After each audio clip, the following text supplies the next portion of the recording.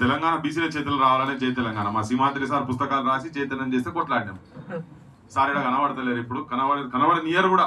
అంటే నిజాయితీ పరులకు నీతివంతులకు ఇప్పుడు ప్రస్తుతం ఉన్నటువంటి రాజ్యాలలో ఇక్కడ స్థానం ఉండదు, ఉండనియర్ కూడా. వాళ్ళు అటువంటి వాళ్ళు కనుక వచ్చేది ఉంటే వాళ్ళకే వాళ్ళ ఉనికికే ప్రమాదం అవుతుంది కనుక ముఖ్యంగా ఏంటంటే బీసీ సెన్సెస్ ఇన్ని ఏళ్ల నుంచి కూడా మళ్ళా మన బీసీ సెన్సెస్ గురించి కొట్లాడే పరిస్థితి వచ్చినంటే మనము రాజకీయంగా చైతన్యవంతులం కాకుండా ఉండే ఏకైక కారణం అది.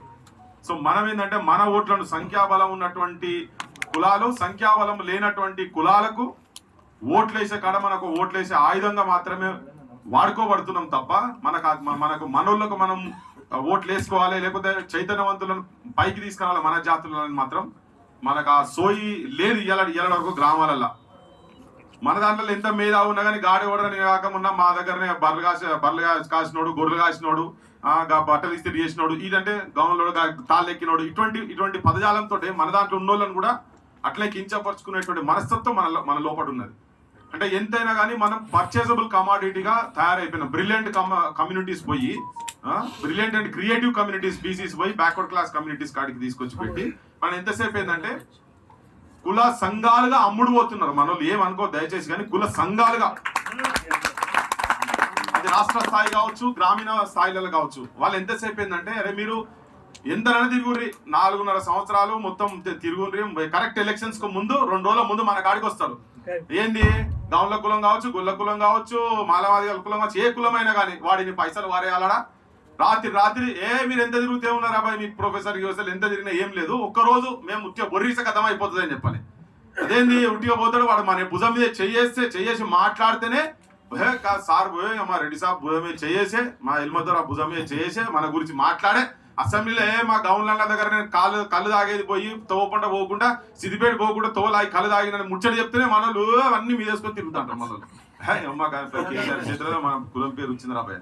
సో అట్లా అంటే మానసికంగా అట్లా తయారై కుల సంఘాలుగా కేవలం ఒక రోజు ముందు వాళ్ళు వచ్చి ఇన్ని పైసలు అరే ఆఖరికి ఏంటంటే బోలు బాసాలు టెంట్ హౌస్ సామాన్ కొనిస్తే కూడా కులం పడి దండయాత్ర చేసిపోయి గుద్దుడు ఓట్లు వేసే కాడికి పోయినాం. అయితే ఏదైతే ఏ ఆయుధం అయితే మన చేతిలో ఉన్నదో అత్యంత బలమైన ఆయుధం ఏదో ఓటు ఉన్నదో ఆ ఓటును మన కులాలు వాటి ఇంపార్టెన్స్ అనేది లేకనే మన దగ్గర ఎంత మేధస్సు ఉన్నా ఏం చేసినా ఆఖరికి మనం అడక తిన కాడు ఉన్నాం అని చెప్పని మీకు పనులు చేస్తున్నాయి.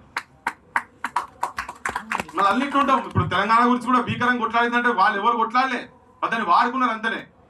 కానీ కొట్లాడిన వాళ్ళది అంతేనేమో మళ్ళీ ప్రజల పక్షాన్ని నిలబడి ఇంకా కొట్లాడదాం మళ్ళీ బరాబర్ కొట్లాడదాం. కానీ మన జాతులకు అధికారం వచ్చేదాకా మాత్రం ఆ పని చేయాల్సిన అవసరం ఉన్నది. ఇవి ఏం చేసినప్పుడు స్టాటిస్టిక్స్ డేటాస్ అన్ని ఇప్పుడు చెప్తారు మాట్లాడే వాళ్ళందరూ. మేము కూడా సోషల్ డెమోక్రాటిక్ ఫోరం తరఫుకి వెళ్ళి మురళీ మనోహర్ సార్ కావచ్చు మన సమ్మన్న తర్వాత ఆక్నూరు మురళీ సార్ మేమంతా కలిసి కూర్చొని అదంతా తయారు చేసినాం. చాలా అద్భుతమైన డాక్యుమెంట్ అంటే స్టాటిస్టిక్స్ అంత ఉన్నది. కానీ ఆ స్టాటిస్టిక్స్ అంతా నిజంగా అమలు కావాలంటే మన రిప్రజెంటేషన్ అని ఉండాలి.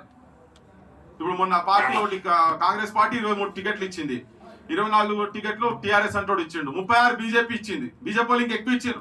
రేపు వాళ్ళు బీసీసీఎం అంటున్నారు. మరి ఉట్టి బీసీసీఎం చేస్తే ఉరుగుతుందా మనకేమన్నా?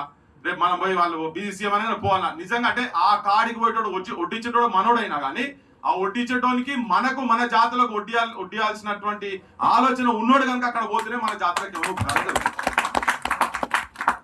ఎంత టాలెంట్ ఉన్నది ఏ స్థాయిలో పోయినా కానీ మనం ఎట్లా చేసి ఫెయిల్ చేయాలని ఇప్పుడు మాట్లాడితేనే మన గురించి ఫస్ట్ టాపిక్ తీయంగానే ఒక నెగటివ్ అప్రోచ్ తోటి మాట్లాడతారు. మనకు అధికారం చెయ్యరాదు, మన వాళ్ళు మంచిగా పాఠాలు చెప్తారు, అన్ని అడ్మినిస్ట్రేషన్ అద్భుతంగా చేస్తారు.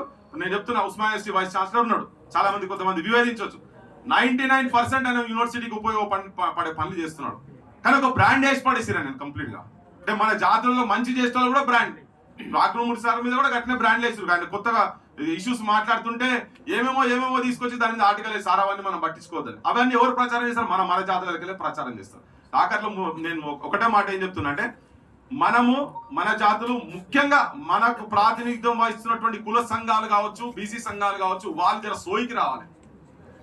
ఈ అడక తింటందుకు ఊరికే రాజకీయ పార్టీల ఇళ్ళ కాడికి పోయి వాడు హాల్ మాట్లాడిచ్చిండు, వాడు 1,00,000 రూపాయలు ఇచ్చిండు, వాడు 50,000 రూపాయలు ఇచ్చిండు, రాత్రి స్టాండ్ ఇంతకుముందు మావాడు చెప్పిండుగా రాత్రి స్టాండ్ చేంజ్ చేసేస్తారు వాళ్ళు. ఇప్పుడు మళ్ళీ అన్ని బీసీ సంఘాలు మొత్తం ఇప్పుడు ఏ కొత్త అధికార పార్టీ వచ్చిందో వాళ్ళ చుట్టూ వాళ్ళ ఎమ్మెల్యేల చుట్టూ వాళ్ళ సన్మానాల సభలు దండలేసుడు శాల్వాలు కప్పుడు ఈ సంఘాలను జాగ్రత్తగా ఉండి అలా సోయికి రావాలి. సోయికి రాకుండా ఉంటే కొత్త ఇటువంటి నాయకుల చేతులన్నా మనం నిజంగా మనం అనుకునేటి అన్ని మన డేటాలు ఏవైతే చెప్తున్నారో రేపు ఏం లేదు, మనం లాస్ట్ కి ఎక్కడ పోతాం అంటే పెద్ద పెద్ద బంగ్లాలు కడుతురుగా జూబ్లీన్స్ పైన హైటెక్ సిటీలలో ఆడ ఊడ్చేటందుకు కూడా పనికిరాం, తుడిచేందుకు కూడా మనం పనికిరాం, మన అది కూడా లేరు. ఎందుకంటే రిజర్వేషన్స్ పోయినాయి, మొత్తం ప్రైవేటీకరణ అవుతున్నది, కంప్లీట్ ప్రైవేటీకరణ.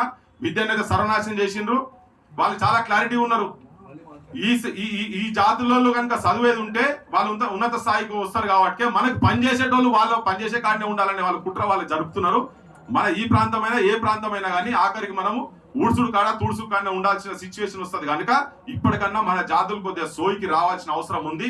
నిజాయితీగా నిజాన్ని నిర్మోమాటంగా నిర్భయంగా మాట్లాడి ఎదిరిస్తే తప్ప మనకు కూడా ఇవి సాధ్యం కావు. మనకు కూడా ఓటు చైతన్యం రావాల్సిన అవసరం ఉందని మీ అందరికి విజ్ఞప్తి చేస్తూ ముగిస్తున్నా. Thank you.